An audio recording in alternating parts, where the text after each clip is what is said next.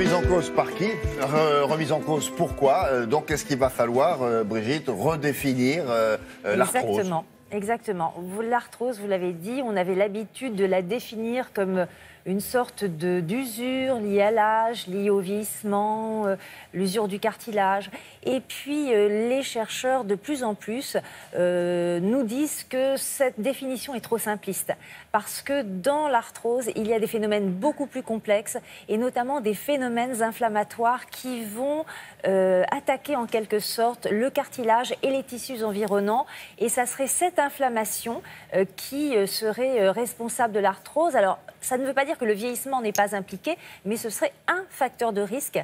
Et l'inflammation, elle aussi, jouerait son rôle. Alors, qu'est-ce qui provoque cette inflammation des tissus, du cartilage, cette inflammation qui va attaquer le cartilage, faire en sorte que le cartilage se détruit et provoque ces fameuses douleurs liées à l'arthrose et voire le handicap lié à l'arthrose. Là, sur ce schéma, ce sont toutes les sortes d'arthrose. Alors, celle de l'articulation de l'épaule, le coude. On a le coude, on a l'épaule, le genou, la hanche, mais ils oublient les chevilles, l'arthrose cervicale. L'arthrose cervicale. Et puis on peut avoir de l'arthrose là où il y a du cartilage dans le corps, c'est-à-dire dans toutes les articulations. Des chercheurs anglais viennent de mettre en cause, dans une étude qu'ils viennent de publier, viennent de mettre en cause le mode de vie, c'est-à-dire la sédentarité et un mauvais régime alimentaire qui serait à l'origine de cette inflammation responsable de l'arthrose. Pour quelles raisons? On regarde.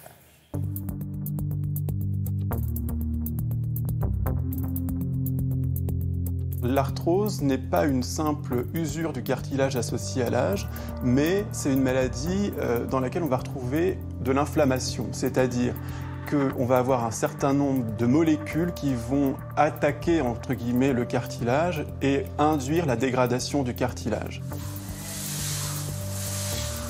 Un des plus grands facteurs de risque de l'arthrose, c'est l'obésité et le vieillissement.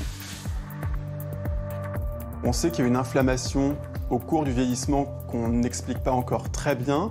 Pour l'obésité, on sait que le tissu adipeux, c'est-à-dire le tissu graisseux des patients obèses, se met à sécréter un certain nombre de molécules nocives pour l'organisme.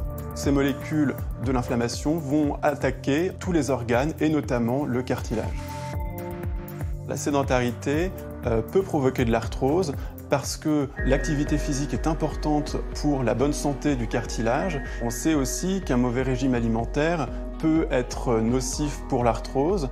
Le manque d'activité physique et un apport trop riche en sucre ou en graisse vont favoriser encore ces maladies comme l'obésité ou le diabète qui vont, par le biais de l'inflammation, avoir des répercussions donc directes sur le cartilage.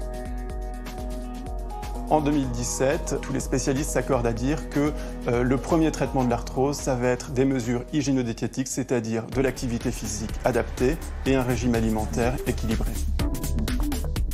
L'activité physique adaptée, ça va être du cas par cas, c'est-à-dire qu'on va voir en fonction de ce que peut faire le malade avec ses douleurs, quelle activité physique il va pouvoir faire. Les objectifs sont doubles. D'une part, perdre du poids et ensuite renforcer par exemple les muscles autour de l'articulation touchée pour stabiliser l'articulation et limiter les douleurs.